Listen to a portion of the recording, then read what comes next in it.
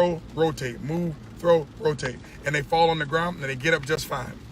Babies fall on the ground, 6-year-olds fall on the ground, wrestlers fall on the ground, football players fall on the ground, and none of them learn how to fall, and they're okay. Do I teach falls later? Yes. When somebody comes in my dojo, I need them moving in a safe fashion. They fall, they roll on top of the dummy, they don't fall on the mat. I'm not jarring the body, I'm not causing any micro concussions, I'm not doing any micro abuse on the joints. I'm teaching it differently. They feel good. They throw a 35-pound dummy, then a 50-pound dummy, then a 70-pound dummy, then a 90-pound dummy. Then they are personally empowered. They feel stronger. They can see the growth. And now they are interested in self-defense. And now they want to get in the program.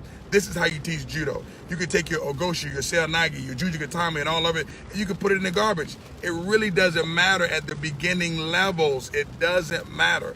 Does it matter in the grand scheme of things? Yes, it does. You want to teach and propagate the art all over the world. You want to do that. But at the end of the day, if nobody's coming in your dojo and nobody wants to learn from you because they don't feel empowered, they're not coming. It's the mental fitness in conjunction with the physical fitness that should be taught. This is not what we're teaching. We're so concerned. Let's go back. Let's even use boxing and Muay Thai. And when the person comes to the dojo, what are you teaching? You're sitting there talking about you need headgear, you need pads, you need this, you need that, you need this. Listen, those people need to do a 30-minute walk around the block first. That's why I have a buy-in in my facility. I have a buy-in that starts with a walk, run, push-ups, sit-ups. Not a lot. 2 sets of 5, 2 sets of 10, 3 sets of 3, 3 sets of... Why? Because these people need to move. They need to do the pre-work so they can actually work.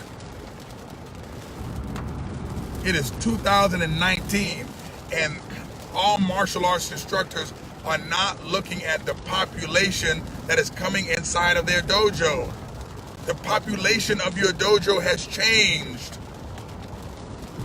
You don't have the same input. You want to create. You want to keep the system the same, and the input has changed. Case in point, I had a conversation with a client the other night. I'll leave names out in my sport. One of the best technicians that I know in the sport, in my sport, all right, in the United States, hasn't changed. I'm not saying the general, hasn't changed the model. The model has to change because the judo as it is now requires more power. So because the time has been reduced from 5 minutes to 4 minutes, the model has to change. You can't do sub-maximal training all the time and not do super maximal training when the match is only 4 minutes. But the system that the person has is the same. You can't hope that your technique will be able to rear its head in a 4-minute match when somebody can smother you like gravy with power. Yes, the Georgians and the Ukrainians can smother you with power and your technique will never come out. I watched it at the Junior Worlds with the Japanese team. You can be as technical as you want to be. If you're a 6-year-old technician, you're a 6-year-old, and a 50-year-old man grabs you who doesn't know anything, he's going to kill you. Your technique doesn't mean anything. Your power means something. Things have changed. All systems have to change when the input variables change. Dr. Gary Berliner is on here. Dr. Gary Berliner will tell you medicine has changed. Medicine has changed because the people who come in to be treated, they've changed. They're not the same. Dr. Ingram is on here. He'll tell you psychology has changed. Are the conceptual frameworks the same? Yes, a lot of the conceptual frameworks are the same, but the way we teach them and the way we teach people has changed. He's mentored me to change the way that I teach judo. It has to change. But Coach Sean Knox is on here. Coach Sean Knox knows football, the way that we learned it, it's changed. No, the kids aren't softer. No, I'm not going to say the kids are softer. The children are different. The game is different. The game is not the same game.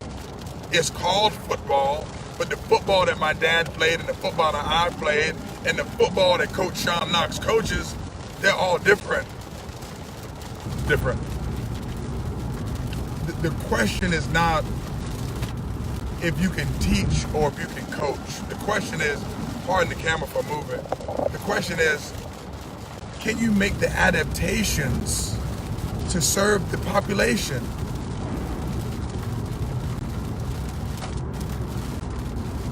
When it comes to self-defense, man, it's great to get people in a classroom on a weekend or on a Saturday because you want to do a free self-defense course for women and to teach them palm strike and the knee to the groin and all that foolishness. But I'm telling you right now,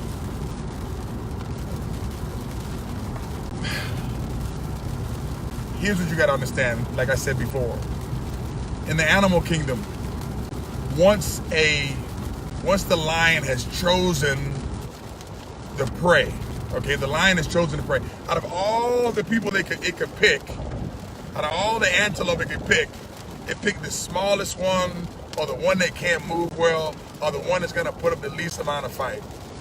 That's it.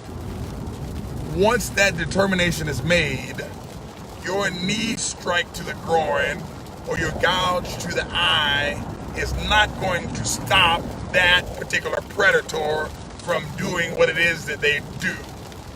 Not gonna stop it at all. It's not gonna happen.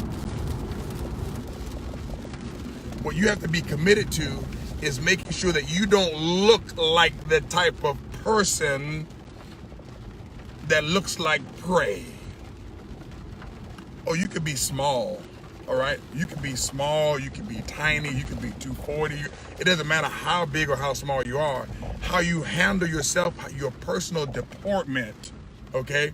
How you carry yourself and your presence allows people to know if you are to be messed with or not. It didn't have nothing to do with a move. When you walk into a room, people know if that's the type of person that I want to mess around with or not. And that's what you need to be able to teach. And that's not in a curriculum, and that's not in a book. That's not in there. Not in the book in terms of a martial arts book. Is it in books? Yes, there's a book called, I'll give you one book. There's a book called The Charisma Myth, okay? That kind of teaches you how to attract people towards you and not repel them, or repel them if you like in certain situations. I'm going to tell you another thing that's the most important. Another most important thing that you need to learn in terms of self-defense.